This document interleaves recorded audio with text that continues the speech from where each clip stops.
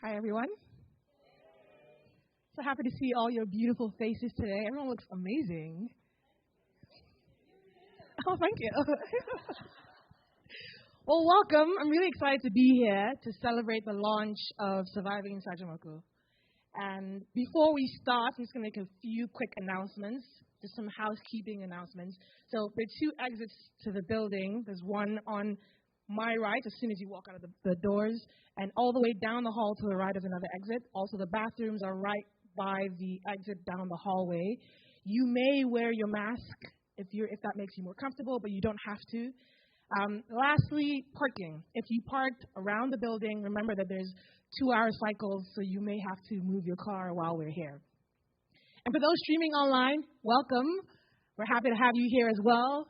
This is as much for Bunmi as it is for all of us. I'm sure many of you have been part of this process, and so this is really our book, right? So thank you all for being here.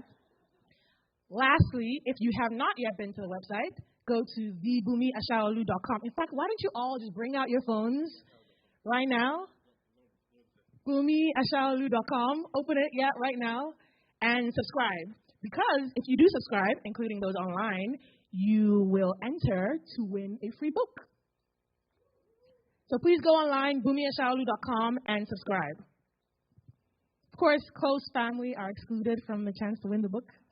Everybody else may get one.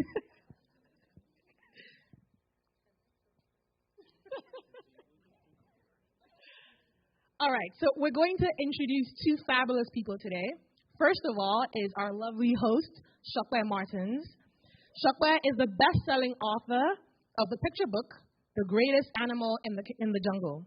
She has an extensive background in radio and television broadcasting, also in presenting, writing, producing, and directing. Clearly, she's awesome. She spent her childhood wanting to be a farming veterinarian, but realizing that wasn't going to happen, her thoughts turned towards other careers like advertising, being a diplomat, an army general, and even a businesswoman. But she never thought about writing, despite practically growing up in the library next to her school. Never once did she think she could be the author of a book, since her world was filled with bankers, engineers, doctors, and clearly only the brave write. But as the years passed and she kept dreaming and reading, she finally started writing, at first in secret. Then, in 2016, she took the plunge and submitted her work to a publisher, and the rest, as we know it, is history. Everyone, please welcome Sope Martins.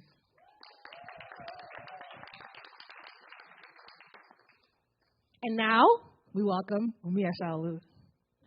Bunmi was born in Ile-Ife, Nigeria, in 1980, but joined the brain drain out of Nigeria in 1996 with his family.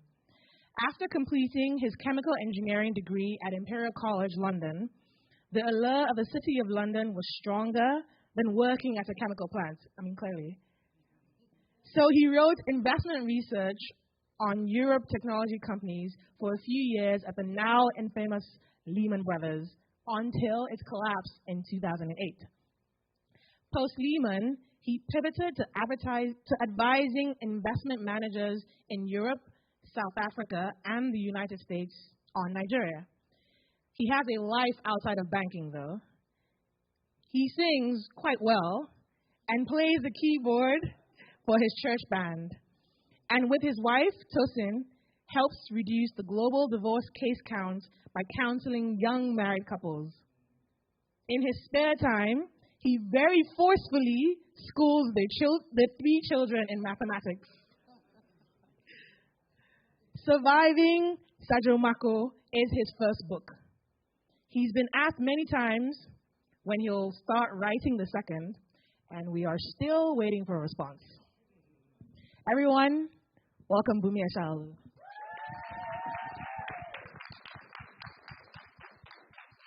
All right. Thank you so much, Toby. That was great. Yes, welcome, everyone.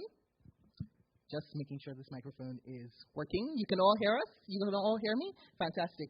Okay, so welcome, everyone who could make it in person. Thank you so much for joining us here in person. And everybody online, I'm watching you watching me right now. It's a very meta feeling. Now, before we begin properly, I would like to take a quick poll just to see, where everyone's mind is at. So I'm going to ask you to put your hands up if you have ever had to cut grass with a cutlass. Okay. If you've ever had to trek to fetch water. Now keep those hands raised if you have ever had a senior commandeer your water. Keep them raised if you have ever been a senior who commandeered water. Watch out for those hands, people. Watch out for those hands. Let's see. If you routinely ate beans with weevils in them, hands up. And if you've had to soak Gary to at least 5 times its size, okay. Congratulations, all of you. Everybody who had their hands up. We can tell that you have survived the Nigerian boarding school. Congratulations. You're in a safe space now. Okay? It's all good now. For everybody who didn't have their hands up, trust me, your minds are about to be blown. If you have not read this book, Surviving SAJOMACO, you're going to want to read it afterward. And trust me, we have books over there ready for you because, yes, this is going to be an eye-opening afternoon. All right, now, the reason I say this is because, let me put it this way.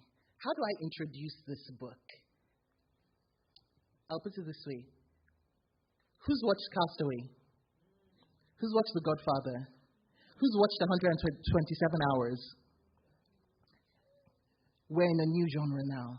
When it comes to tales of surviving, nothing beats a Nigerian boarding school. The tales that come out of Nigerian boarding schools will take the hair off of your head and keep your eyes wide open, okay?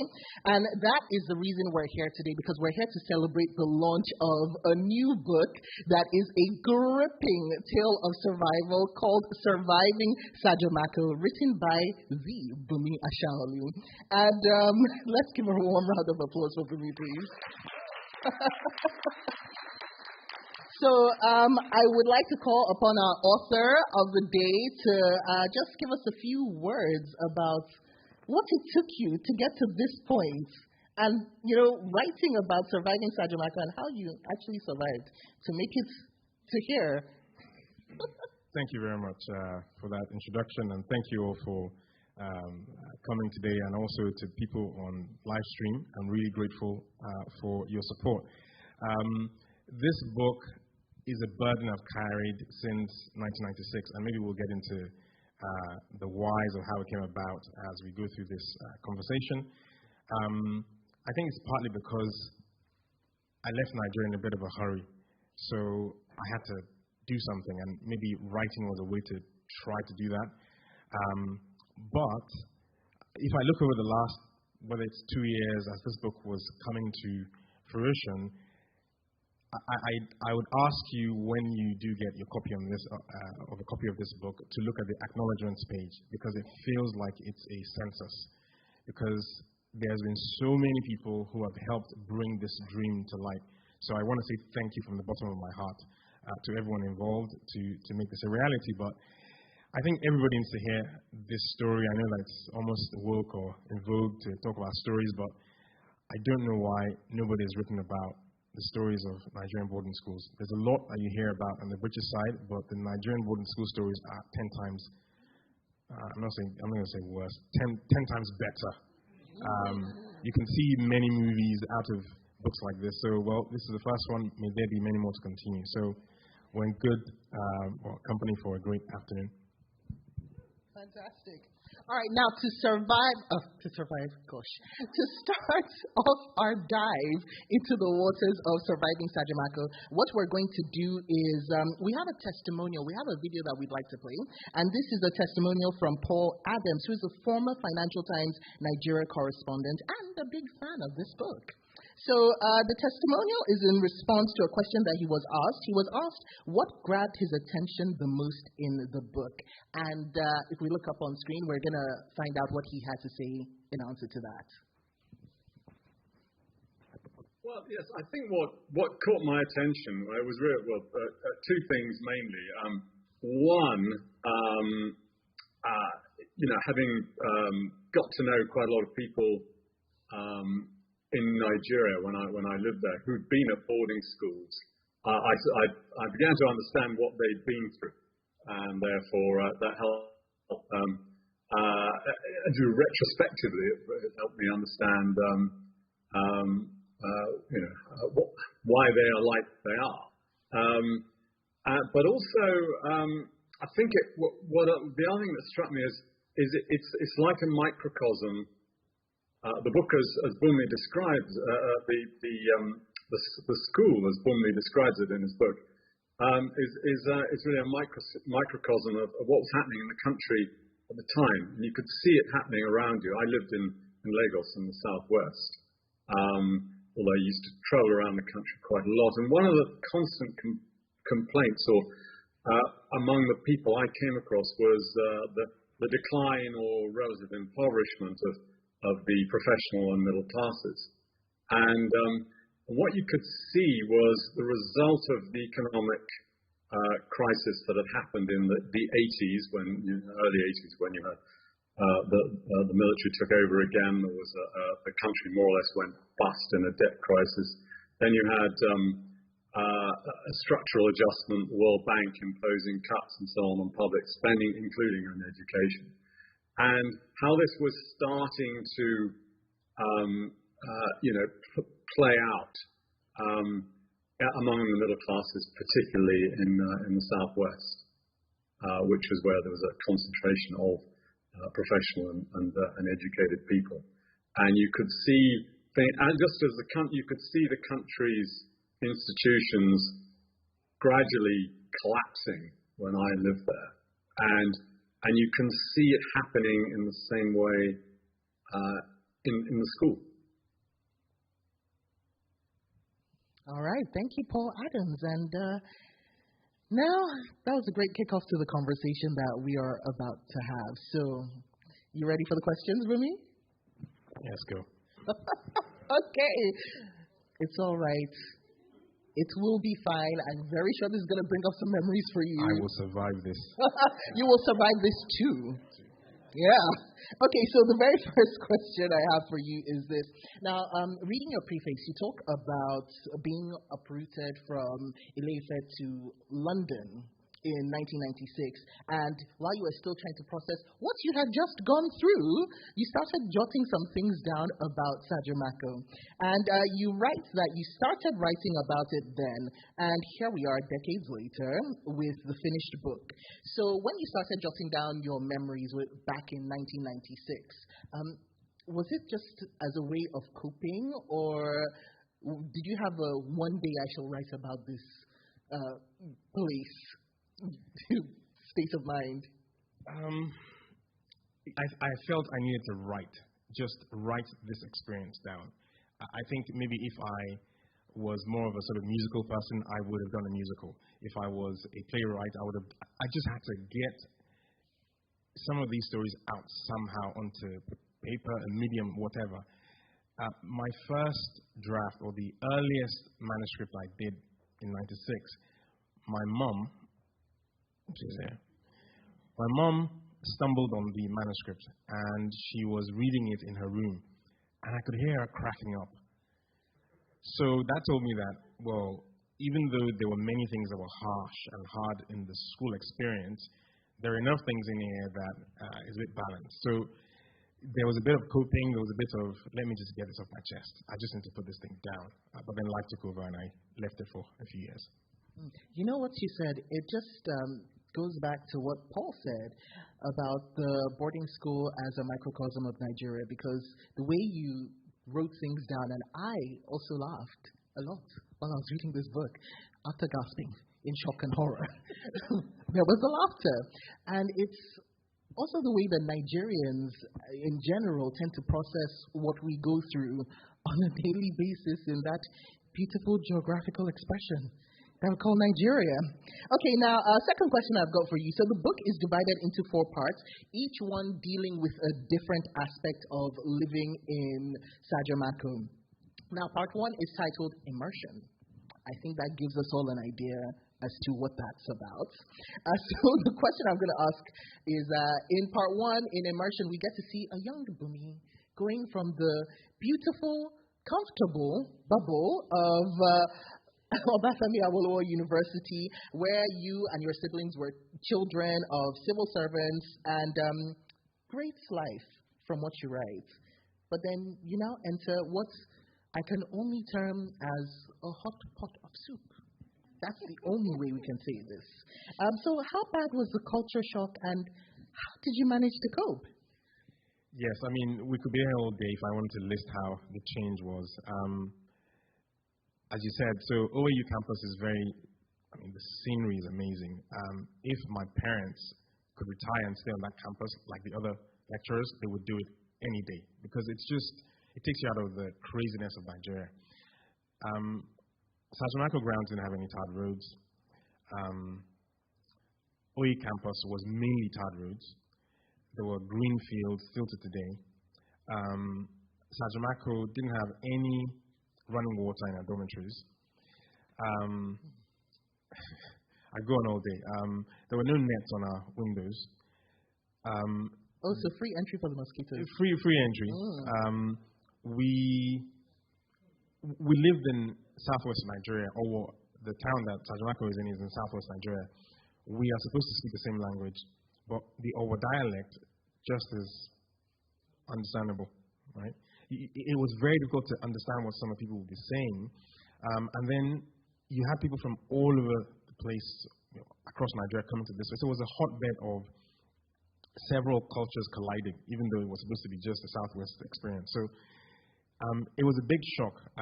On top of that, there was the school student lingo that you just had to flow with. And if you've been following me on social media over the last 6 weeks, I've, as they say in Nigeria, peppered you with a lot of lingo.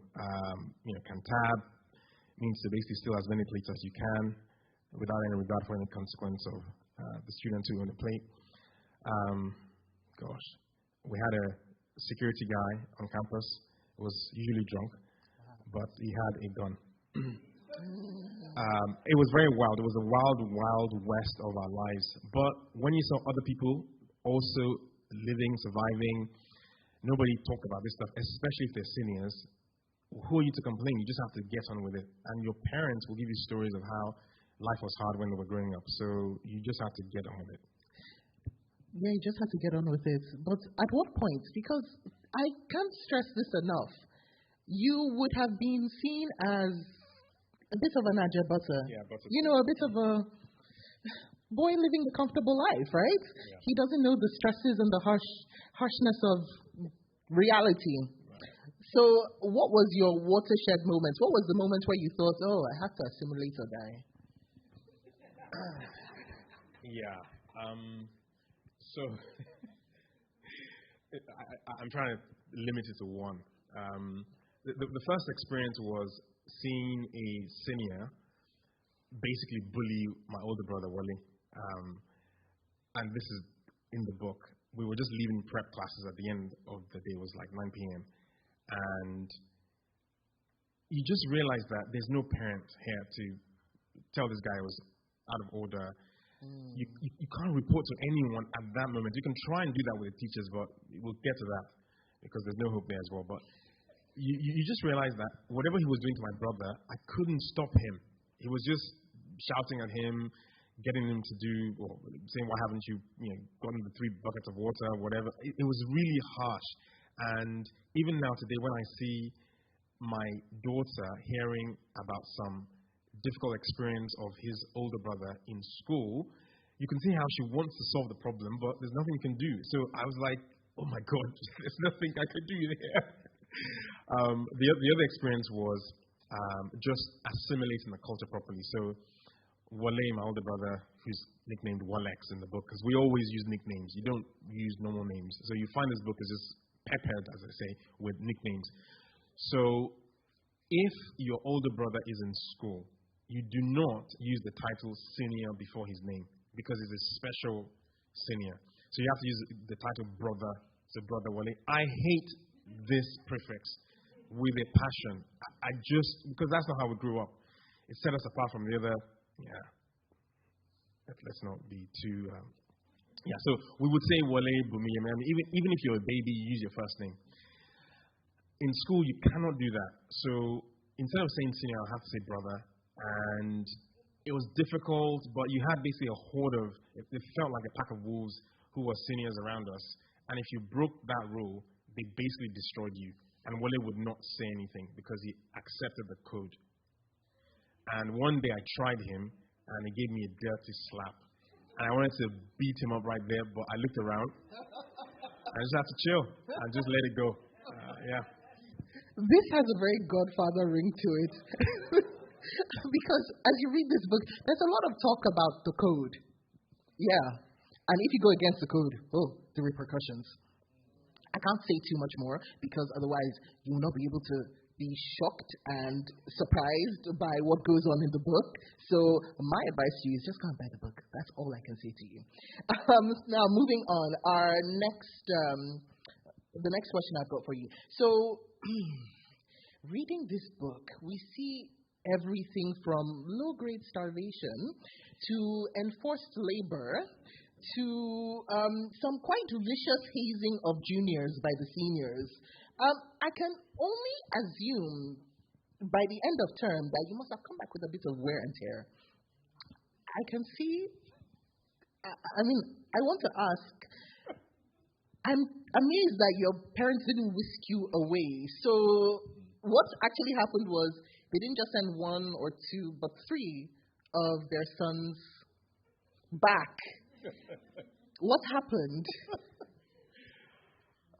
Yeah. So it's all context, and you really have to have that word context in your mind when you read this book, because it's not written to cast judgment necessarily, but you should ask questions at the end of this book. If you're the student, if you're the parent, do you know what you're getting yourself into?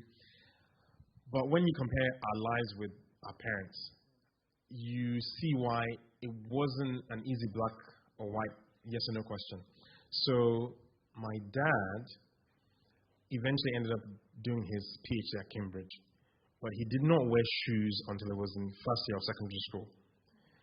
So what story are you going to come on with? Academics, hopefully you tick the box, because don't even bring any complaints up if you haven't gotten the A's, right? So what question are you going to come back on with to say, this is a big problem, unless it's extreme bullying, right? If it's just normal harshness of life, listen, they have worse stories than you, so just go and sit down and go and get your book. But by this time, my mom had left Nigeria. So my dad is a very simple guy, so you're going back. And that's all, the end. Okay, fine. I'll give you that. I understand that. But in the family, in the Asaolu family, as I was reading this book, there was Walex, Bunmi, Yemster, and Nasa. I noticed all three of the boys went to SAJOMACO. What happened to the girl? Did mom come back by then? No, but I think this is probably feminism 1995, because I suspect that what was happening was, this is me trying to read my dad's mind now, as you go through 91, 92, 93, 94, the experience of the boys was just getting worse, what you see. And when the parents came to the school, I wouldn't describe the scenes, you have to read the book. The things you see as a parent should shock you. Now, the girls have their own stories, which I guarantee you they're 10 times worse than what I've written down. But you can't see those experiences of the girls up front, because they put up a facade of things are fine. You don't see the craziness that you see in the boys also, even when the parents are around. So the boys didn't care whether the parents were around or not. They just showed their almost savage form. So if that's what you're saying, I think it would have been difficult for my dad to not try to think, let's keep this girl closer-ish to home in Ibadan, which was an hour away-ish. And we also had enough family members and relatives in Ibadan. But I have to say, my sister's always been getting, she's the last born. Preferential treatment? Yeah, Christmas presents, dress, 10th birthday party. Yeah, she's there. Hold your head high in shame. Yes. So, yeah, so she had a buttered extra life than the boys. I see time heals all wounds, we hope. But back then, how did you boys feel about that? Were there thoughts of, oh, we're glad she didn't have to go through this? Or was it more like, come and join us in this hell? To be honest, I think it has to be the former. I mean, you have to survive by yourself. Let's talk about having another kid around that you have to look after. It's even worse if the person is in the girls' hostel, if you're a guy, or a guy if you're a girl, because God help you, if there's a girl who hated your guts, they'll let your sister know. Ooh, yeah. You dodged the bullet. I'm glad for you. Okay, moving on. Now, the relationship between the seniors and the juniors is a long running theme in this book. At a point, you liken it to a master-slave relationship. I have so many questions. I'm sure we all do. So many questions. How did you survive the junior years? Were you hazed? Did you get singled out? I know that your brother, Walex, in the book, he was a year above you. Did that help? If I was to rank Wale's impact on my protection, out of 100, I'll put it at maybe 3. Oh! Because it was a GS2 second year student. You don't count. You're not high up in the hierarchy. So, but I was lucky. There were four houses at SAJOMACO. There was Akiele House, there was Lennon House, Okusanya House, and Vining House. You can see the link back to the Anglican church. I was in Akiele House. It was randomized the way you were placed in dorms. It doesn't matter whether you have ₦1 billion to bribe people. Somehow, it didn't work. You will be placed in a random house. Now, even if you bribed people to be in their house, it doesn't mean anything because it's the students that count. It's their rule that counts. But I was lucky that Akiele House was if any of my classmates are watching, we were the best house. Just go and sit down if you want to challenge that. Lennon House. Check the comments for this. Lennon House was the worst. It was like it came from hell. It doesn't matter whether it was the first year, second year, third year. Somehow they just kept reproducing the same type of people. So it was a no-go area, and all the students knew this. You don't go to Lennon House. So I was fortunate to have been in Akiele House. I had a very, very sensible, nice room head called Senior Stephen, Senior Stevo, who I spoke to for the first time this year since 1991 because of this book. And he's still very gracious, still very loving. So he helped kind of just look after me. He had decent rules like, look, you had to be back in the room by, I think it was 9 o'clock. If you weren't, you got grief the next day. So I think I was put in a room and a house that allowed me to not be bullied like some of the Lennon House guys. What about your brothers? So Wale was in Vining House, which was another sensible house. Okay. Yemi was in Akiele House. So Wale will confess that he actually said this yesterday, that he was happy that Yemi basically got to Akiele House because that meant that he didn't have any extra burden on his life in Vining House. Wow. Every man for himself. That's right. Okay. Now, of course, this is a book launch, and what is a book launch without a reading? So, Bunmi, I'm going to ask us to read an excerpt, a very special excerpt from the book, from Surviving SAJOMACO. And can you read that for us, please? Yeah. Trust me, you want to listen in for this. So, this is from chapter 9. It starts with a guy called Ojugo. Oju means eye. Ego means glass. So eyeglass, see where this goes. Ojugo was a good friend of Bike's, my classmate from OAU. Both lived in Okusanya House. Their friendship had grown over table football. Ojugo usually won the prize money without contributing a single kobo to the pot. He preyed on our desperation because he knew that the tournament was more exciting when many students participated. The entry fee was 2 naira. 2 naira means nothing today.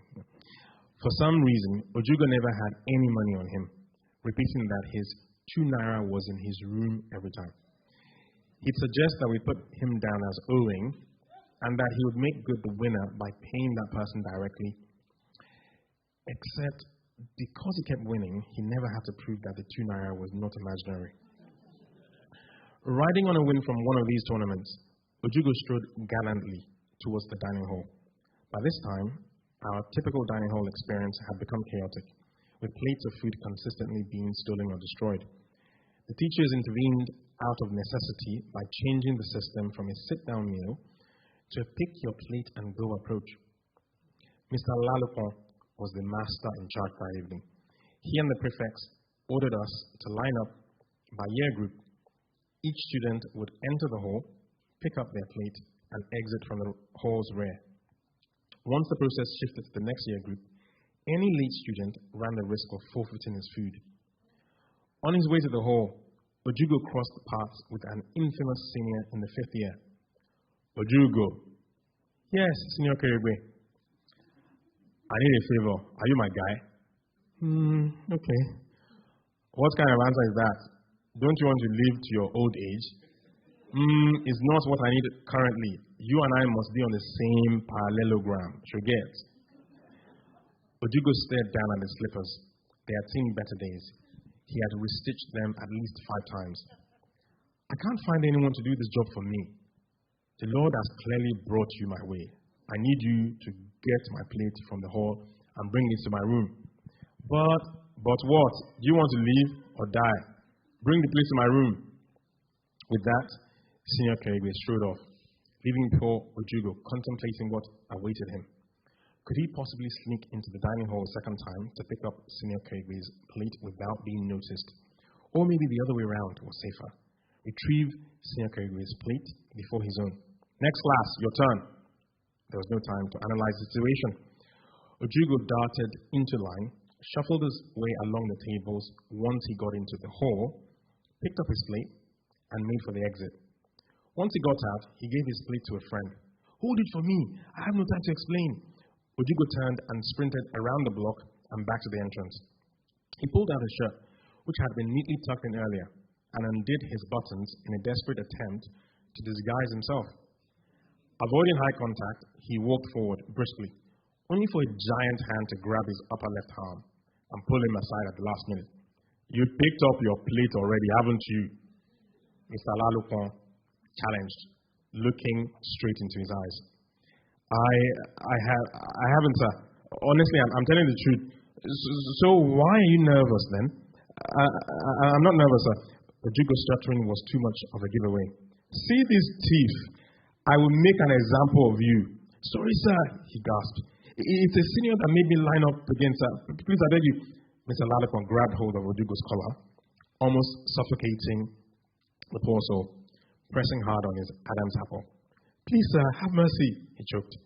He would get a flogging as a minimum, no questions. But his pleading further infuriated Mr. Lalupon. Like a boxer on the end of an unexpected knockout punch from an opponent, Ojugo's head snapped to one side. Mr. Lalupon's hands were a good prop for a biology lesson on evolution. One could have easily mistaken them for an orangutan's. But this was not the kind of specimen anyone should see connecting with a 12-year-old's face. My eyes, he shrieked. My eyes. Wham! Another slap. I'll slap that ole thief. Gene, out of your body. Mr. Lalupon shouted, his voice spilling over with righteous indignation. 5 minutes later, he had beaten Ojugo into a sorry pulp. Ojugo's shirt torn and soaking wet from a mixture of tears and sweat. Ojugo's vision was blurred even after his eyes had dried. His vision did not improve that night. It never did. The next day, a jittery Mr. Lalupon, now made aware of this, did his best to protect a model master image, showing great care.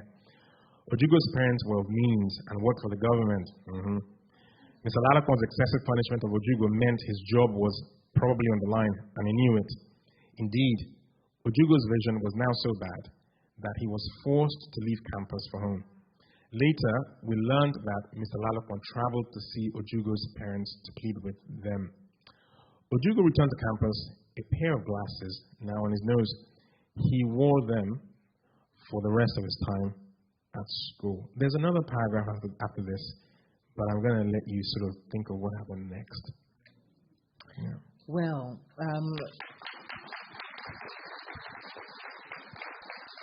well deserved. Well deserved. By the way, this is the point where it feels great to be the host because I know what happens next. And I can tell you, in fact, maybe I should tell you. Okay, let me tell you. So what happens next is that you go over there, the books are all right over there, you buy yourself a copy, cash and cards accepted. Thank you. Moving on. Now back to the book. My goodness. So that was powerful. At a point, you write that no students died while you were at SAJOMACO. It speaks to how dire things were in the pages that I read that I was very surprised by this. Not that I ever wish for anyone's death, but it was a very surprising thing because it beggars belief that you all managed to survive that school. I mean, there was bullying, exposed wires, fires, tumbling walls. I can't really say too much about that. Flying bricks, cudgels, and a lot more. So you managed to survive, if not fully intact, but at least somewhat intact. All of you, I'm amazed. So you read from chapter 9. I can tell you there is a Lord of the Flies moment in chapter 8 where I had to put my book down and I had to just ask. I asked thin air. I said, where are the teachers? Are they mythical creatures? Because I was concerned for the boys' lives. But then we get to chapter 9, and that's where we have the dawning realization that teachers might not be the solution. In fact, they might be a huge part of the problem. Yeah, so that was a wake-up call for me. So what I want to ask is, were the majority of teachers like this? Were they all bad? I mean, I know there were 2 teachers that you mentioned in the book that seemed to be somewhat good. What about the rest of them? Yeah, so when you read the preface, you see me ask this question. So my English teacher, Mrs. Olagbegi, was just a saint, just never model. Our Reverend was, I wouldn't say because of faith, but he was a decent human being. Everybody else. As Nigerians say, there was K-leg somewhere there. So they would discipline you really hard and be nice the next day. Look, I think it's too much. There were too many things. But I think at the same time, we grew up with a tuition lesson teacher who was really harsh. So by the time you got to Emmanuel. Yes, Emmanuel. Shout out, Mr. Emmanuel, wherever you are. Who had spies? All right, yeah. Who had spies at our primary school. So everywhere. I think that was training for boarding school in a sense. So the teachers just did their thing and we just lived with it. Yeah. Okay, now, SAJOMACO is an acronym for St. John and Mary's Unity School. Yep. So the older name was St. John Mary's College. St. John Mary's but College. The full name is St. John Mary's Unity Secondary School because of what Ondo State government did later. But we prefer SAJOMACO. Okay, now, Unity Schools, supposedly the bastion of quality education in Nigeria. So did anybody come to check if the bastion was still standing? Did they check up on it? And the students with it? Obviously. I mean, there was some box-ticking exercises that went down, but even if they did, the accounts tell you that there just wasn't anything that was affected. Okay. There we go. So a book is nothing without its readers.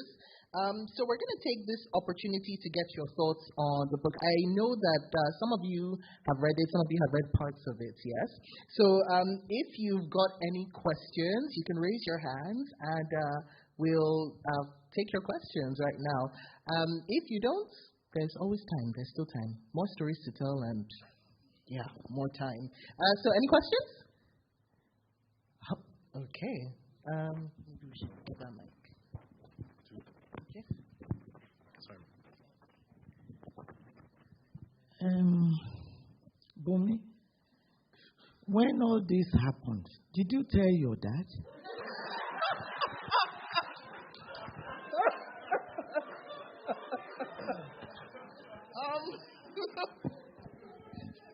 So the earliest form of the manuscript that actually was reviewed, the editor told me, he said, you've got to give us a bit more description about these parents because you've got to give us some character building at the start. So you find out about my mom. You knew she was going to be the one that would ask this question. Well, Mom wasn't around when I started at SAJOMACO because she had joined the Bahrain drawing to the UK at the time. Also, when Mom finished reading this manuscript, I think she was shocked about what happened down. But I mean, if you come home and you complain about this stuff, well, the question is, what did Wale say? Wale didn't complain about it. So why am I going to complain about this stuff? You have to kind of hold it together and show that you're strong. And then when Yemi showed up, you better not say that guy doesn't say anything anyways. So it felt like it was all right. But I think you have to remember that. So our school had 1,000 students. 1 year, no, actually 1,200 students. So 1 year was 200 students. So if 200 people were not complaining to their parents, you look like a sissy if you complain to your dad. So you have to get on with it. Well, there you go. Okay, we've got another question. If you could, can you come up or can someone take... actually, thank you. If you can take the mic up. And while we're waiting for this question, we will queue up the testimonial because we've got more testimonials. So we'll queue up another testimonial that we have from Abimbola Alaba, author of The Revolution Generation, who called this work A Victory of Memory. And was asked the question, why do you think Nigerians have been relatively silent on stories like this about boarding schools? So the answer to that question after we answer this question. No, thank you. Thank you very much. I haven't read the book. I'll obviously pick my copy up this afternoon before leaving. But I actually also spent 6 years in a Nigerian unity boarding school. Congratulations. So 101% of what Bunmi has said today completely resonates. You could be telling my story, But I wouldn't have it any other way. I wouldn't have it any other way. So I wanted to hear his thoughts on whether, if he could control it, he would go through the experience again. Bunmi, would you have it any other way? So, I think the answer to this question is littered over this book indirectly.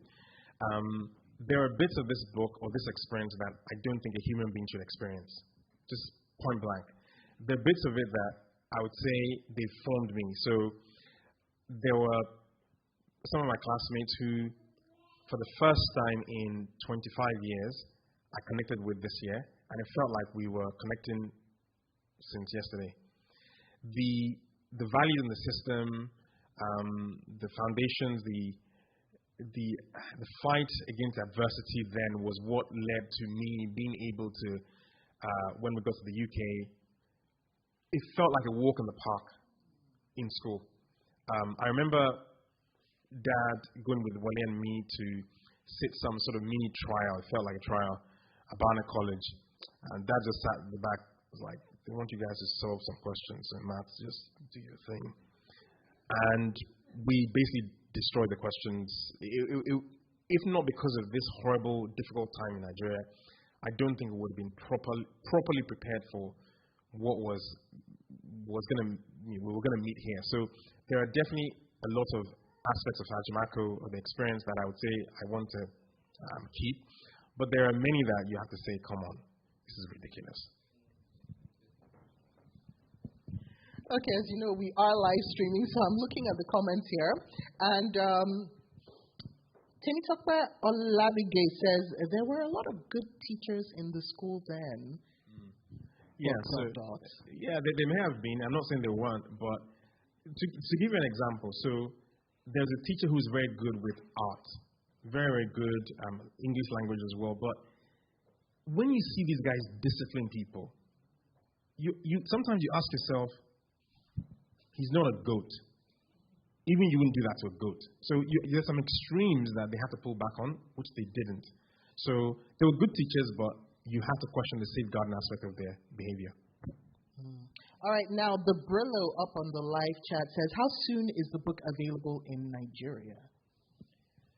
So September 6th, Roving Heights is the easiest place to get the book. And you so can you can order pre-order, right now. right? You can order right now from Roving Heights. Perfect. Now we have got a message/question from Aderanle Additional, who says, well, the individual impact, I see that's a name you know very well. Well, the individual impact may not have been disastrous personally, but what about the systemic impact?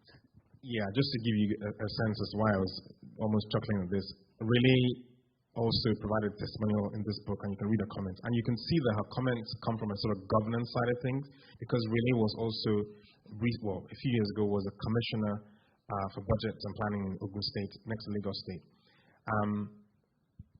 You can see the frustrations on the governance side. So yes, they may have been one or two or a few good things, but collectively, you will see when you read this book that it builds and builds and builds, and you cannot walk away from this book at the end and say, oh yeah, we'll copy and paste this, because there's a climax of this book, and you have to question the setup and the system.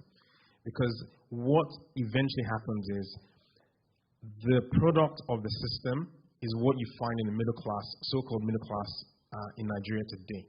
So if you, as Rayleigh would say, if you're waiting on the 40-year-olds and the 45-year-olds to fix things, well, this is what they went through. So God help us.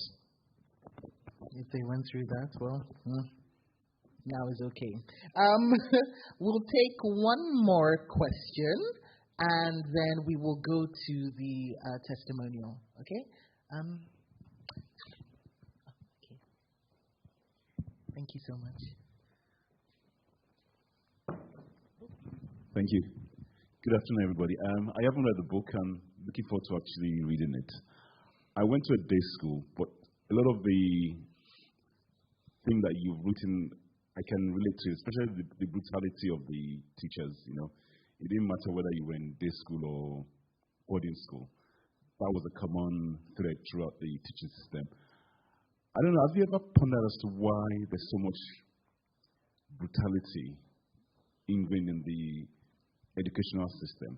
Because you see that translating into the wider society itself, where the soldiers brutalize the citizens, the police brutalize the citizens, and even citizens against each other. And is Nigerians traumatized from all this? I mean, do you ponder about that? Thanks.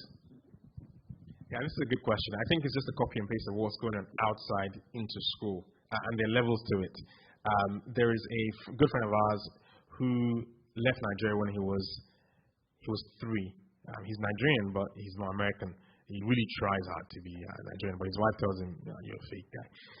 So his feedback, he said, there is just a lot of whoosh, wham, boos, junk. And these you hear this in the audiobook, you read it. Every response is dramatic. It's just the way we are, in a sense.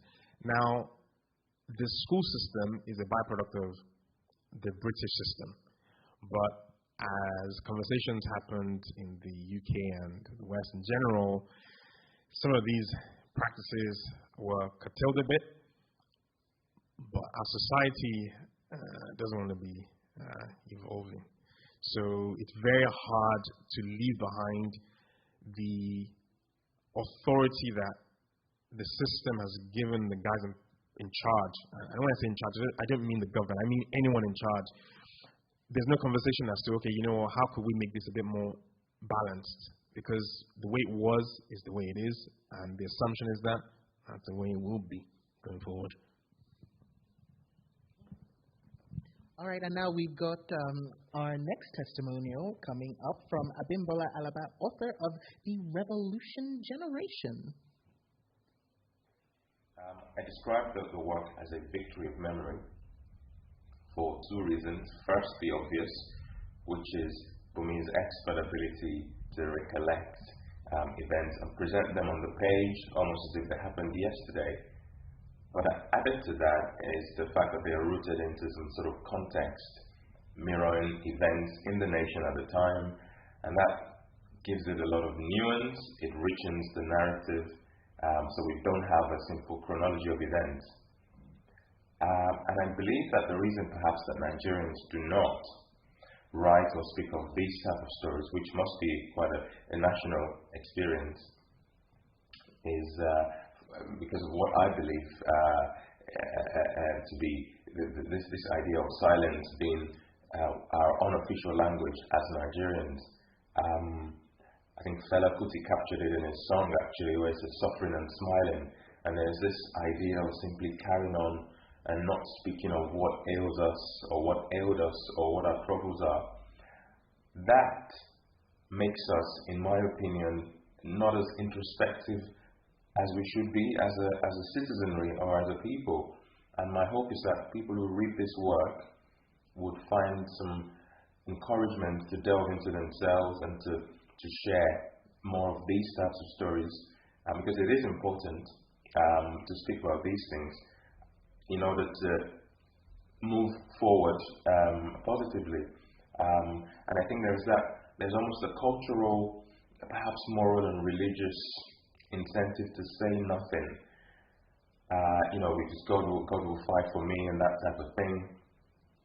There's also the embarrassment of your school, and embarrassment is something that Nigerians do not like, particularly, I think. So, you want to embarrass your elders, embarrass your old school, what would people say?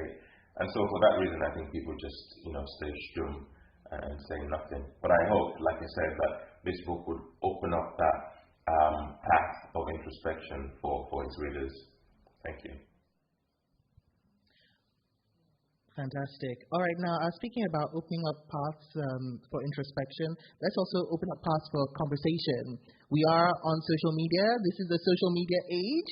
So please, if you are on social media, Twitter, Instagram, Facebook, YouTube, go find at the Bunmi Asaolu. Take a picture right now. Go ahead, do it. I'm camera ready. I'll smile for you. Take a picture. Use the hashtag Surviving SAJOMACO and tag at the Bunmi Asaolu. Yeah. Thank you. All right, now moving on to our next round of questions. And in this round, I want to really focus on the technical aspects of Surviving SAJOMACO, which is, how you got it published. Okay, so you had the chance to go the traditional routes when it came to publishing, but you decided to self-publish. Why? You have to do what people expect you to do first. So yes, I did send my manuscript to agents, but the agent and publishing world is dominated by the West properly, right? So I didn't want to say, I didn't send it. I did. I sent to maybe 70, 80, 90, whatever agents. You do what you have to do. And there were responses, this is cool, let me read this and get back to you. Usually the response is, I don't think I can represent you well because I'm sending this stuff to Americans, Brits, whatever. However, if I was a white guy who went to SAJOMACO, I'm pretty sure that it will be easy because my experience will connect with someone that it's a bit bizarre, the experience, blah, blah, blah. But so it's a narrowish story in a sense, and I get that. But also, I think as I read somewhere, I read a lot to get this thing done. The comment was, if you went to university in the last 10 years, you can do this. Well, okay, I went to school a while back, but actually, I've written thousands and thousands of literature for work because of my background. So I was like, let's do this. So yes, it's been a long, interesting, sometimes frustrating process, but I don't think I'll have it any other way because the authenticity of this book, you cannot question it because I wrote from a place that is real and raw and balanced and Nigerian and authentic. Paul Adams said, if this had gone through a traditional publisher, they would have tried to dumb down some of your authenticity. And I'm glad that you didn't do that because you gave it to me blow by blow. Okay. That connected. That really connected. Okay, now, self-publishing, used to be a no man's land, but more and more people are getting on this track because it's traditional publishing is slow and hard. Yeah. So the thing I would like to ask you, tutor the rest of us who might want to follow you along this path, what are the things that surprised you about self-publishing that you didn't even think to expect? I would say the good and the bad. So the good is there is a lot of good, accessible systems, platforms in the tech age to make a lot of these things easy to do. Now, you have to be able to live with a computer, right, or your phone, but it's there. You just have to do the work. I mean, my background being in research, I remember when some of my colleagues, I think they're here actually today, who joined my team as research analyst about 10 years ago. I sent them some work and they came back, and they're smiling already. They came back and said, this is the results we got. So I said, oh yeah, so what did you guys do? They said, we did some Google search. I said, okay, so you guys didn't get anything more than this? They said, no. I said, when the results came back from Google, how many pages did you look through? And they said, page 1. I said, you have to go to the very end. You have to keep going and going. The stuff is there. It may just not have been ad-worded right for you to find it, so just try. And they became amazing analysts. So, yes, there's good stuff out there. I think the biggest challenge I find is you need a lot of people to help put things together. Even today, to get today going, you need human beings to help make things work. And you can't tell whether someone will be accessible or whether they will say no in 6 months' time whilst you're waiting. I would say right now, big shout out, Hugh Corshi, who is the longest serving actor on Hobie City, has been an amazing human being when it comes to responding to a stranger that he doesn't know. But I went through Jada, who dragged in her aunt, who got to Hugh. Hugh didn't provide a testimonial in the end, but he was just so caring because he has too much on. I mean, he has like 3 books he's reviewing, he's doing 4 films. But we still have time to reply me 3 or 4 times. So you have to try and see whether people will respond, but there's a lot of time wasting because people are people.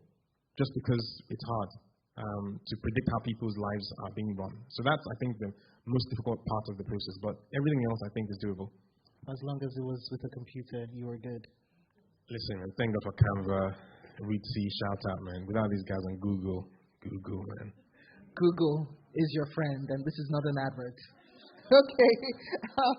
Now, obviously, with self-publishing, you're in charge of promotion. It's up to you to market the book, to get it onto the different platforms. How did you go about that? Like, what did you do? Well, in this room, there are people who do this stuff for free, if you ask them kindly. So my brother-in-law, David, shout out at the back. David is a marketing guy. My older brother has done stuff on Amazon. And everybody has a view. So just bug them and they will respond. I wasn't on social media because I didn't want anything to do with social media before, but I realized that was Jurassic. So I had to get on, and they all came together as a team to advise me on things I needed to do. And one of the best ideas was a guy called JL, shout out JL. He gave me some feedback initially, and David then said, you need to do some maybe Animoji videos. And we've run a few of those. What's an Animoji video? So an Animoji, so if you have an iPhone, there are a few of these cartoonish characters that if you say something, they mimic you back, and that's actually an emoji. So we got the characters together to mimic an actor saying a few things, and basically created some sketches. So that idea came from David. Us Android people have to ask about these things. We don't know. Well, I am an Android guy, but Michael Shofolu came and that guy's a hero. He was the solution to my problem. I had to do a lot of new things for this book. Shout out to David, shout out to Michael, every single person that was on this team, every single person that started putting their phones away when they saw his number, when they saw your name come up. I'll track you down. You don't need to admit it. I know it happened. Kudos for picking up the calls in the end and for coming through. Because, like you say, babies are a labor of love and a product of the community.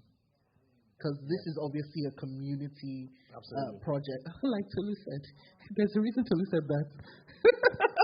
Okay, and obviously we can see that it worked because this has come out. It's gotten some good reviews. Quality is excellent. Yeah, I have to say, I was one of the people who... No, you weren't. I see self-publishing and I think, self-publishing. But then there's some books that get you, and you think, self-publishing. See? Difference in tone. So, yeah, thank you, community, for changing my mind. Okay, now, so you've been really good, actually, about getting the book across platforms. I know when we spoke, it's on Amazon, Barnes & Noble, right? Yep. Roving Heights, we've already talked about that. Pre-order for September 6th. Everybody who is online from Nigeria and has people in Nigeria also here, because you don't just buy the book for yourself. Share the love. Buy it for everybody in the different countries that you know. Amen, sister. All right. So, where else is it? Like, what platforms? How did you get them on the platforms? Yeah, tell us all. There you go. So most people will go to Amazon, but Amazon, Apple, Google, Barnes & Noble, Indigo in Canada, Rakuten Kobo. Where do you want to buy this book? It's there. Target as well. It's everywhere. Okay. Yeah. Target got me. We said it'll be out August 28th. It's out. And it's paperback, audiobook, 1 week of my life, as well as ebook. Who narrated the audiobook? Wow. Oh, I see where that came from. You see, when he was reading the excerpt and then he started doing the different voices, I was like, this is a pro. What's going on? Because in my former day job, I used to interview authors a lot. And the thing about authors is that they tend to be quite shy, introspective creatures who don't really like to read from their books despite the fact that they created the books. And so when you get them to read, it normally sounds monotonous and like they're being forced to read it, which they are. And then Bunmi just comes and he's like, hey guy, how you doing now? I'm your friend. I was like, wow, where did this come from? Now we see. How was it reading the audiobook? I didn't want to do this. I would give a shout out to Jide Olayanwaju, who did it, a documentary online way back when he's an investment banker as well. And how this guy managed to do this amazing documentary while still working was beyond anybody. While speaking to him, he also provided a testimony for this book. He said, Bunmi, have you considered doing an audiobook? I was like, gosh, Tosin said it. I think Jumoke said it. It's like, I don't want to do this stuff. It's a lot of work. God bless the wise. Amen. Tosin, well done. So I reached out to a good friend of mine from Imperial called Tosin also, Tosin Ajayi, because his voice is excellent. And I was like, thank God he'll do it without, these guys will do it for free. These things cost money properly. But then it wore me gradually. They were like, because of the memoir, I don't want to hear your voice. Gosh. So eventually, I was like, okay, it has to be done. It has to be done. I didn't survive Kemenj to say no. So let's do it. So Tosin had already bought a mic. And kitted it up in my wardrobe. And off we go. And sometimes we record this stuff at night, so that the kids wouldn't make noise. Or whilst you're recording, you can hear the cars coming through, and you wait, pause, carry on, finish, edit the whole thing whilst looking at the book to see whether you've made a mistake. We record it, master the file, take it through the ACX test, and get it done before your birthday on March 27th. And it was done. Bravo. By the way, that audiobook needs a co-author title, because this is the audiobook, at any rate, is by Bunmi and Tosin. Asaolu. Yeah. Because that kind of prompting. I wouldn't want to do this normally, but even reading out loud, I don't think I want to, but after a while, you realize that you have to do this properly so that people can say that it's good. So I have to step up and read properly because I'm not the guy who reads at home with the kids. It's Justin that does that. But for this book, you have to bring your A game in. Fantastic. See, that's the thing, though. When you make these new, when you set off on these new endeavors, you learn skills you didn't think you wanted. Yeah. And now you got them. Yeah. Okay. Congratulations. We're in the market for audiobook narrators with a Nigerian flair, just so you know. Who knows? You might make a new career out of this. I'll try and be nice and not, say that I have a 2-week lead time. All right, so we will have an opportunity for more questions if you have any questions. But now I want to get back to the reason we're here, SAJOMACO. Yeah, there's more tales to be told from there. So now, going back to Surviving SAJOMACO, I loved reading about the gang. I mean, T, Bikes, Jetta, Sage, I hope I'm pronouncing that safe, and Co. Have you kept in touch with them? I'm seeing some comments on the live stream, not names that I know though. So, what happened with the gang? The band of brothers? Yeah, so the names you read out are the ones that I was aligned with. There were guys on the other side. Can you hear this? Aligned with? Yeah. The code. Yeah, but Godfather is calling. We've grown up and there's maturity now. But I would say this now: my year was defined by an event that you find in this book. Until this very day, I think this book is helping to kind of heal some of the problems that happened, even though it happened when people were 14 and 15. But it was real. But I still keep in touch with all of them. I joined my year group for the first time this year. So there have been lots of comments. There'll be enough of them on the live stream right now. I'm looking around to see whether there's anyone who... there you go. Kazim is here. He missed this defining moment. And the man who just walked in was the head boy of my year called Biodun Adaniki, who features heavily in this book. And, his nickname in the books is Danksy. So this is Danksy. This is Danksy. Ha! Okay. Good to put a face to the name. Hi, Danksy. Okay. Now, I noticed that you dwell a lot. We're getting to murky waters here. I hope we're all ready.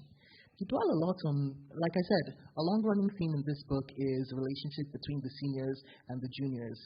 Master slave, torturer, torturee, whatever you want to call it. So, Bunmi, you dwell a lot on your time as a junior and what the seniors did to you and those around you. I noticed you didn't really say much of when you were a senior. I would like to get a feel of what kind of a senior you were. Were you the type who said, I've paid my dues, let's pay this forward? Were you a benevolent tyrant? What were you? I mean, I know you were a teenage boy, so you were not an angel. Tell the truth. Yes. Tell the truth. So the guy who said tell the truth at the back is the little guy, my brother at the time, who I was protecting. Now, So, I can say that I think I walked the right path of the law, whatever that means. There are some things that collectively you cannot get away from. So, if someone messes up, you will do what we did to them, which is either you slap them or you flog them. That was just what everybody did, and it didn't matter whether you were a guy or a girl. That's just standard. But beyond that, sort of personal vendettas and stuff, I challenge anyone online anywhere in the world to say that I maltreated anybody. I never did.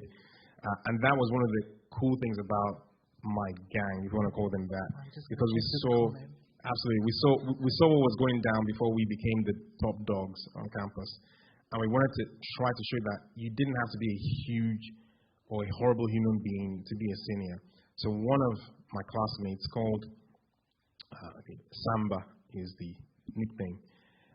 He was a big guy and could basically beat anybody up. But he would actually go to the well to fetch water for his juniors. So that's how different our set year group was, to try to show that you don't have to be a horrible human being in school. So we did set a different example. So I didn't mess anybody up.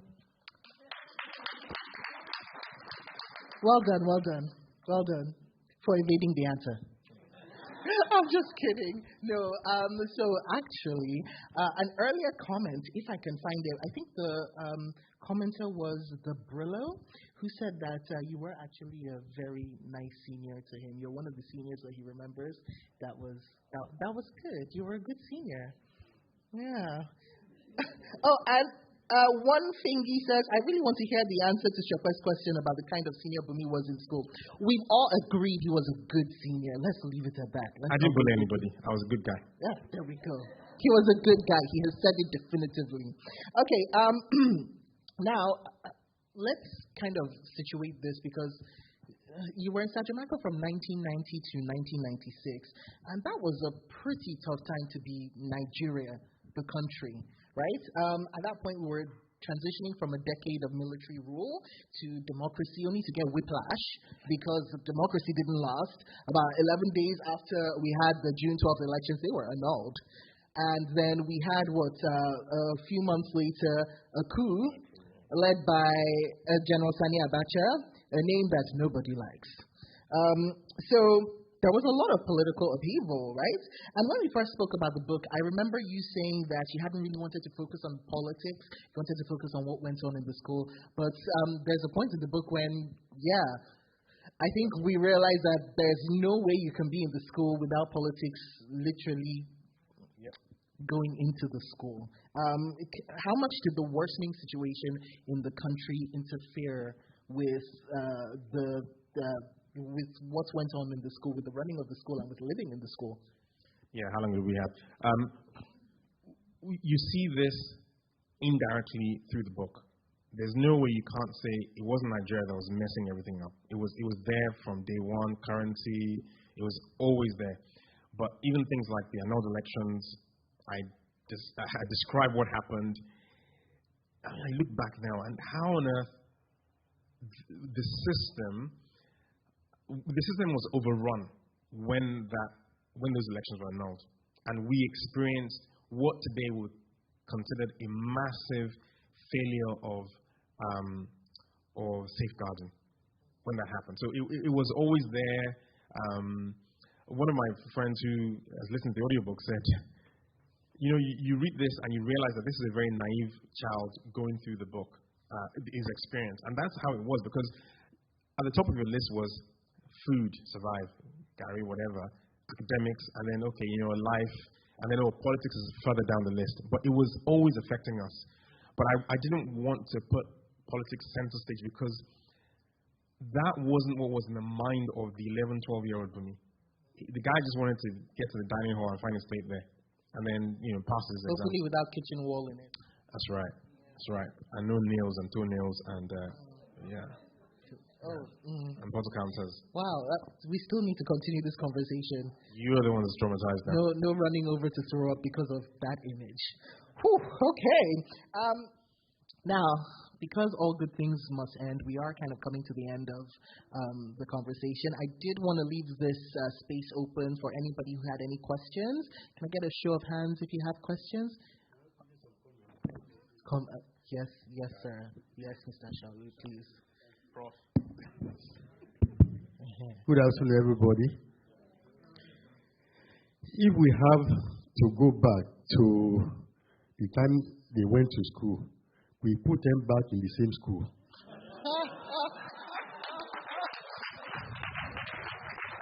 So we didn't do wrongly. We didn't deliberately send them to a bad school. Before the school came to that stage, it was run by the missionary, not by government. But when Obasanjo took up leadership of Nigeria, they hijacked all the schools from the missionary and said government is going to provide free education for everybody, which did never happen. So the management of the school changed from the missionary to government. So all the resources, you pay school fee to the government and to supply the school with materials. And government wasn't doing that. And when the military came, and they were posting military governors to different states, The governors in the different states came from different parts of Nigeria. We were not committed to the states. So what happened was that as the military came and they become more and more corrupt, resources were not being sent to the school. Worst of all, the teachers were not being paid their salary regularly. So they were going on strike on industrial action. In fact, there are many times when we took the children to school today, they will call us within 2 weeks and say, Daddy, we have not been taught in the past 2 weeks. Come and pick us. So that's what was happening in the school. If that is happening to the teachers, then they become nonchalant. They didn't care about what was happening to the children because they were not earning their own salary. They had their own family to feed as well. So they resorted to going to farm instead of coming to the classroom. So they abandoned their own responsibility. Initially, these teachers were put in charge of the hostels. They monitored the students when they should go to bed, when they should wake up in the morning, when they should go to dining hall. They left all those responsibilities because government wasn't fair to them. That is the beginning of the decadence in the school. According to your elder brother, he said that by the time he arrived in school, things were normal. But soon after you came, things became bad. And by the time he was leaving school, it became very, very bad. You see, by the time I remember when they started school there, water was running. There was plenty of water in the school. So we said, this is a very good school. Let us put these children there. But within about 2 years, there was no water coming to the school. And it is not our alone. In Ife, we used to get water in the houses, tap water. It has all ceased. Nobody depends on tap water in Nigeria any longer. Am I saying the truth? Even on the university campus, which used to be London or heaven, in those days when it was there, water, we had a dam through which we processed water for. Water was not coming to the house where I lived. I had to go and dig a well. So Nigeria is going down the drain continuously. The university campus where you went wasn't Nigeria at all. It was a situation, it was a foreign situation brought to the campus of West planned. There's no open gutter. You don't find that for thing outside Nigeria. So going to this is an aberration. It's an aberration. You don't find that. And another thing I will add is this. When you leave your home and you are going to the boarding school, because I told you, I said, Mommy, I don't want to eat gari this evening. Let me have the rice. You can't do that at school. It is regimented what you are going to eat from time to time. And because of the bad situation that was happening in Nigeria at that time, when the teachers are not paid, the cooks had a free day to mess up with the children's food. This is the experience you people had. And you said that Edmund had a special treatment. But when she was going to get to the secondary school, we took her to command school in Ibadan because we learned that because it's a military school, they are being better catered for. But by the time I entered there was no water in the command secondary school in Ibadan. And they were also starving. So I said, what is the point of bringing her here? So I got a transfer certificate for her at the end of her first year that was going to take her to where they were. Really? But coincidentally, it was at that point that their mother said they should call her come over to the UK. That's what saved them. She would have gone to a war too. Therefore, by the grace of God. So sum up, what I'm trying to say is that the situation you saw in your hostel is the situation of Nigeria. Nigeria is going worse. If you go to a war now, it will be worse than what you left there. Definitely. If the situation on the university campus is getting worse, what would you expect at a secondary school? Right now, there's no water supply to the homes. On the university campus in Ife, instead of using the money to make things better, people just embezzle. Thank you very much. Feels like the professor has spoken. Feels like that's another book. I'm telling you.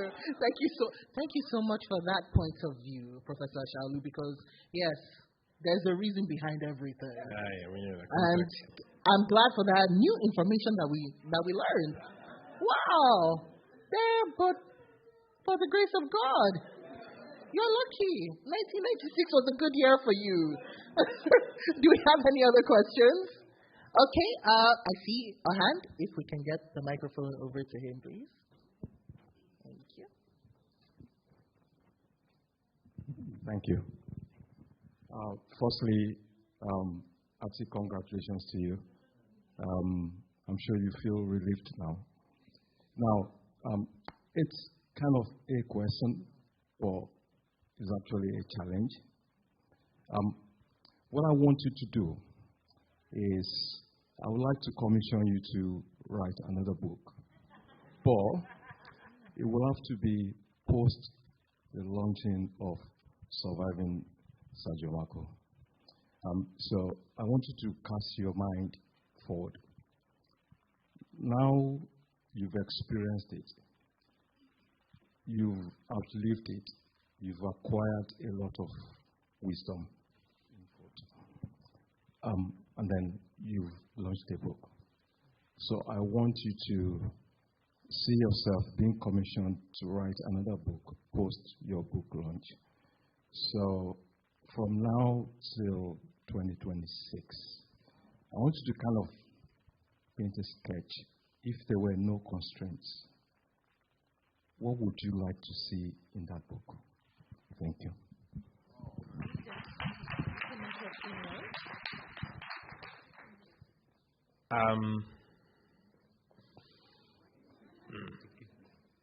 So yeah, I had to write this book because I had to write it. I don't think I want to easily go write another book, but they say that apparently once you've written one, you probably want to write another one. I don't think I'm there yet. I think if I were to write anything, it will be about my life as an adult working professional person colliding with Nigeria again. Now that is like 3 books, but I'm still working for a Nigerian bank. Shout out FBN. So I can't write anything now. And the only other thing I would write would be maybe something to do with helping married couples. Yeah. But that requires the Antosin. But I have to wait for her to finish that dissertation. Yeah. As I said, she's already a co-author. So the first book was the hardest. Let's do the second one. We're waiting on it. Now, over to the live stream because we've got comments and I think some questions as well. So the Brillo, yes, it was the Brillo, said he was firm as a senior because one of the commenters said only the juniors can attest to what kind of senior you were. I like that. Yeah, I did. You know what kind of I senior know you were. who I was, yeah. So the Brillo says he was firm and forthright. I was a junior in his room. I can attest to this. He was so good to me. I also see him as a model in terms of academic excellence. Oh, yes, you were at the head of the race at that. Even after he left, he sent me stuff. Oh, that is extremely sweet. Ola talks Abitogun says, let's ask his classmates, so he bullied us, I think. He's a troublemaker. He wore jeans to my wedding. That says it all. Sorry, Ola, we'll have to move on. And hold on. Oh, by the way, so there are a lot of comments. We have really the star of Surviving SAJOMACO at this point is not Bunmi, is Daddy Asaolu, because they are hailing you in the comments. There's a lot of Daddy Asaolu, Papa Nia. Temitope Olabige says, I am proud of how Professor Ore Asaolu brought up these children. You spoke the truth, sir. And, let's see. Okay, Deshola Olatunde Efiwat says, did the book highlight the damaging that bullying, did the book highlight damaging bullying amongst the school and classmates as well? Bullying that impacted on some of their self-esteem. He probably did, but I, as I said, I didn't write this book to necessarily force a conclusion on people. So you make your mind up when you finish reading this book as to whether it's good, bad, or ugly. And I say in the preface that our female friends and classmates had 10 times worse experience. Now, they definitely had some traumatic stuff happen to them. The guy stuff is maybe less, and maybe it's a bit more balanced. Okay. So I have a few final questions for you because really, at this point, we're in a race against time. But these have to be asked because you survived it, or somebody said escaping SAJOMACO. But we'll stick with the title, Surviving SAJOMACO. And the question I'd like to ask you is, have you been back? Have you been back to SAJOMACO? I went back just before we came to the UK, but that was quickly to collect some transcript. But I did go back with a few of my friends once. The school still had some sensible sort of semblance of. When was that? Oh, this would have been, I think, 2000, maybe early 2000s. I started an awards scheme, which you can read about what happened to it in the school. But there's a guy today in the UK who actually got this award, and I'm still to meet this guy physically, but he's met my dad enough times. So yeah, he got the award that I gave, and we've talked, but I've not met him. Oh, amazing, fantastic! Round of applause, ladies and gentlemen. Let's do this. Okay, now this is a book about survival in the realist. I think we can all gather that now, sense of the word. But let's face it, you've not only survived, you thrived. So congratulations, first of all. So because of this thriving, and already we've had some knowledge of the kind of strengths that you gained from surviving SAJOMACO, what were the good things about SAJOMACO? We can't go away with the cudgels and the eyes and, partial blindness. Let's take some of the good things away as well. Were there any good things? What were they? I think brotherhood, that link is extremely strong. So yes, I spent 2 years at Barnard College here, but I don't even have any friend that I still keep in touch with from my college days. My university days, yeah, they're few, but there are a lot more from this SAJOMACO experience that I can count. I mean, so today, for example, in this room, there are SAJOMACO students that were there, that experienced this stuff. Yes, a few of my Imperial people also wanted to come, and the couple that are here, but this brotherhood bond that was formed between 91 and 96, gosh, it's powerful. Yeah. Oh, by the way, there's so much in this book that to unpack. So we obviously do not have enough time. What I would like to say is, as we pointed out the head boy, as the years went by, we also had the assistant head boy sitting right across from me. So there are stories about him as assistant head boy, the reforms that they tried to put through, the consequences. There's a big moment. It all builds up to a crescendo, which is kind of why I haven't spoken about your time as assistant head boy, that you can only find out about if you get the book. I have to say it is, what's the word? Madness. What happens at the end of the book? Oh, I'm going to move on. I can't really dwell on it, otherwise I'll start giving spoilers. And final question, really, and I guess it's like closing remarks for you. At the end of it all, what would you like us to leave with on surviving SAJOMACO? I would say, try to quote one of my testimonial providers. Her name is Iona. She is Polish, but she has a doctorate in some parts of Nigerian history. And she did say that the way I wrote this, I didn't cast judgment, or at least I tried not to. I hope that you come away accepting that it's balanced, but it should make you look back, question what the setup is today, to not just say, you know what, we either couldn't do anything about it. The fact is that some people were the adults in the proverbial room, as I put in the preface. Own the stuff that went down. Don't try and excuse things there are things that we did, as you said, consequences, as kids who were 14, 15-year-olds, that today the consequences are still following in my year group. The people who are the adults I'm a parent now. Own up to your stuff. Because that rubbish carries on into life outside SAJOMACO.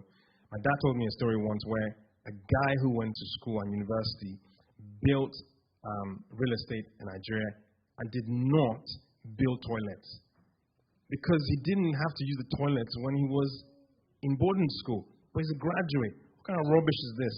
So there are questions that people should ask themselves after reading this book that it's a mirror. You'll find yourself in this book whichever way you look. It is funny, it's real, it's engaging. I put my life into it. It's authentic. As Nigerian. That was a mic drop moment. I'm still stuck on no toilets, but let's move on. Bunmi, thank you so much. This has been an enlightening conversation, an eye-opening conversation. I mean, if we did it right, you should all be rushing outside to go and buy your copy of the book. Yeah. So please help us know that we did it right. Go and buy your copy of the book. Now, as I said, you can pay cash or card. Don't let that be an impediment. Buy the book. And Bunmi, you're going to be signing copies. So Bunmi will be signing copies for a while, and we'll let you know how all of that will happen. Now, we don't just want you to buy the book. We want you to buy multiple copies of the book. I've said this before. You can never say it too many times. Not just that, we also want you to read the book. We want you to gift the book. We want you to review the book. We want you to pass the word around. Okay, so let's get this book trending if we can, because seriously, this is a whole new genre that, this conversation needs to open up more conversations and hopefully, get the ball rolling on some change. We desperately need change. So make sure you use the hashtag Surviving SAJOMACO and also tag at the Bunmi Asaolu. Hopefully, there he is. Up on the screen at the Bunmi Asaolu. He's up on Twitter, Instagram, Facebook, YouTube. Okay, not Facebook. Do it loud. Not Facebook. Wow, I've just been saying Facebook. Not Facebook. Twitter, Instagram, YouTube, and I'm hoping Facebook now that I've just put you on the spot. So who knows what can happen after today? David has been saying this, but yeah. Facebook is a big. It's big. I'm just going to. I'm not perfect. I'm moving on. Oh, no. As I said, you start out on a new journey and you learn skills. And it's a continuous thing. And you've been doing well so far. Don't worry. You're one step away from perfection. Take the step. Join Facebook. So all of you, please use the hashtag Surviving SAJOMACO. Tag at the Bunmi Asaolu across all the platforms he's on. Even the ones he's not on, because when he eventually joins, he'll find the tags, won't he? And yeah, do it all. Do it proud. Thank you so much. Thank you, Tolu. Okay, so Tolu will come on up. I just feel like we all need to look at this book and look at even the cover, the detail, the color he chose. When you go buy your book, you can touch it the way it feels. Like this is a work of art. And a lot of heart went into this. And so all of us here are going to buy one, right? Who's going to buy a book? Yeah, exactly. We're all going to buy one. And for all of you watching, you're also going to buy one because you can buy it on everywhere books are sold. So I expect all of us to buy it. This book should be trending. As of today, we should see it trending on every platform. And the way to do that is buy it. Yeah? The second thing to do is write a review. It's actually really important to go on Amazon and write a review. Even if the review is one line, I love the book. That's good enough. Just go and write a review on Amazon. And the third thing is share it. Share it on all social media platforms. Use the hashtag Surviving SAJOMACO. Share it with your friends. Buy for your friends. Buy for your enemies. Buy for that coworker that's been asking you about Nigeria. Just buy for everyone. And on your way out, at the door right there, right out of the door, there's a table where Bunmi will be signing copies. You should get a copy signed. Because when he hammers and becomes big, you will want to have a signed copy. Thank you, everyone, for coming. It was great having you. One last thing, there will be a raffle now in the back.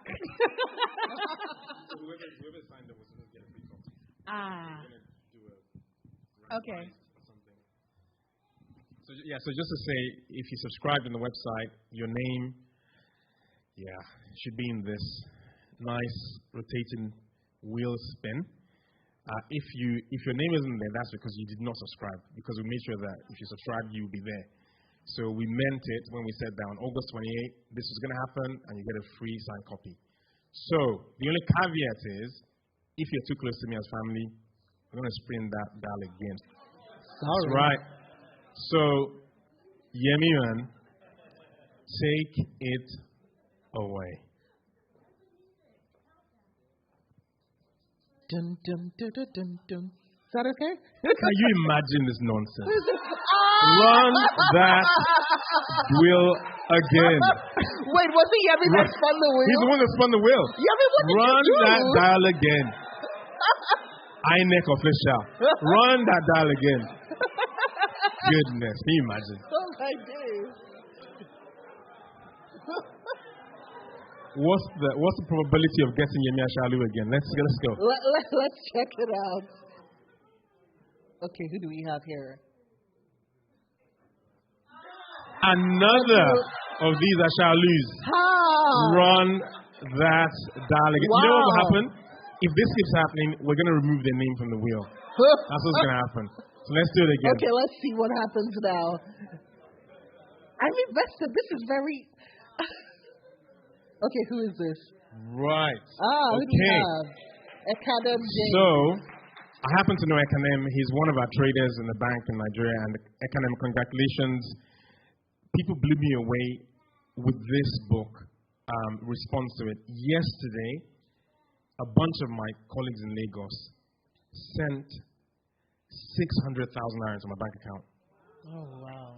I was shocked. So thank you all for your support. And Ekanem, that book will get to you somehow in the next 2 weeks signed, because we know how we do our stuff. We'll do it excellent and you get your book. Thank you everyone for your support online. So grateful. Buy a copy, write that review, and tell a friend. Yes, by the way, reviews, Amazon, Goodreads, and you can buy it Amazon, Kindle, yes, Barnes & Noble, Audible, to hear Bunmi's voice. Everywhere that there's a book, you can buy it. Let's just put it that way. Yeah, Bunmi, I like what you're doing right now.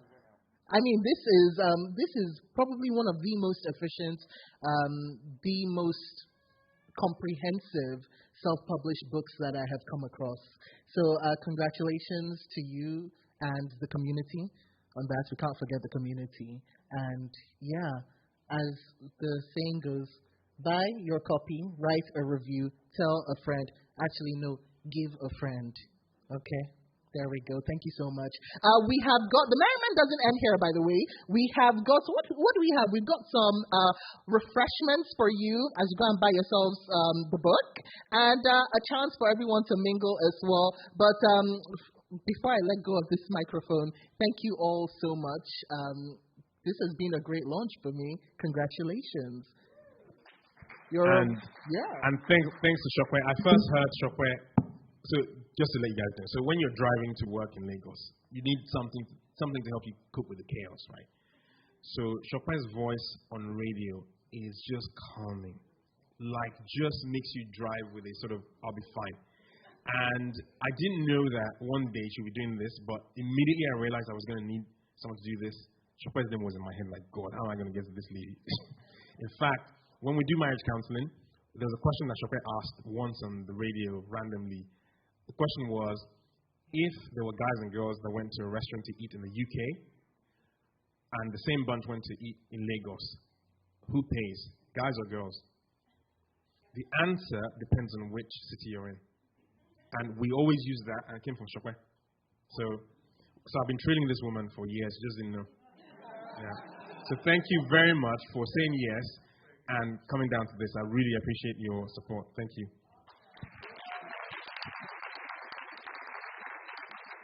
Merriment. Stop. The merriment starts now. Let's do this. All right.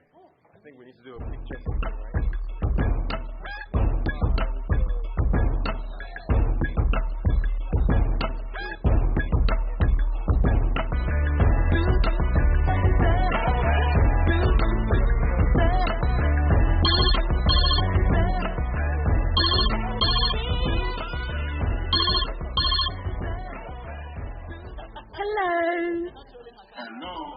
hope you can hear me. Woman, Can you hear me now? loud and clear. Oh, thank you. My name is Hermione Pepys. I'm calling from Borough Publishers. Am I speaking to Mr. Talk's Excellence? Dr. Talk's Excellence, PhD, Doctor Philosopher, MBA, MSc, LLM, CFA, CPA, FRS, JP, RIP, Emeritus, Consultant on Nigerian Boarding School History. What can I do for you? Thanks for your time, Doctor. I'm reaching out in relation to the book Surviving SAJOMACO by Bunmi Asaolu? Yeah, see this colonizer. I'm sorry, it's not an easy name to pronounce. Isi Bawo, spell your name for me. It's Hermione, Hermione, and Pepys, Pepys. You mean Hermione Pepys? Hermione Pepys. Oh no, it's pronounced her. I see your point, sir. I'm sorry. No, you're sorry for yourself. Bunmi Asaolu, very easy. Continue. I was calling in respect of his book. Yes, it's a wonderful book, isn't it? What exactly do you want to know? Just a quick question about an account in Chapter 1. I'm listening to you. The length of the homework Bunmi and his classmates were set in his accounts appears exaggerated. It appears we're talking of several hours of homework for the holiday. It just struck us as somewhat improbable for 10-year-olds. Could you shed some light on this? Look, Mrs. Pepys, there's nothing here to discuss. You don't need to have any conversation on this matter. And what is your highest qualification academically? I have a master's in linguistics, sir. Not bad. But I can see already that we are not on the same level of academics. I'm clearly way advanced and I'm above you. You see, I have bagged 3 PhDs already, and I'm studying for my 4th one as I'm talking to you. Do you by any chance know what Lancombe's primary mathematics is? Upper standard or practical English? No, sir. You can't know, yeah. Look, let me help you to understand. Imagine that you are a 10-year-old child in Mr. Emmanuel's lesson. We have just finished the last lesson before the holiday, and Mr. Emmanuel is about to give you your own work. So you are understanding me? I'm following, yes. Anyway, please, go and collect your pen and paper. I want you to write this list of exercises down so that you can keep yourself busy. Lancombe's page 10, exercise 1 to 5. Turn over the page. You will now do exercise 6 to 12, page 15, exercise 14 to 18, page 16. All the exercises, page 25, exercise 1 to 9, page 30, exercise 15 to 18. I think I get the picture. No, I don't really need you to get the picture. I need you to see the picture. I need to be clear in your face. Page 42, exercise 20 to 20. Sir, that would be all. Those poor kids. Thank you for your time, sir. I'll be in touch for any questions on Chapter 2. Exercise. That will be all. Go. That will be all me. Anyway, I will see you in Chapter 2.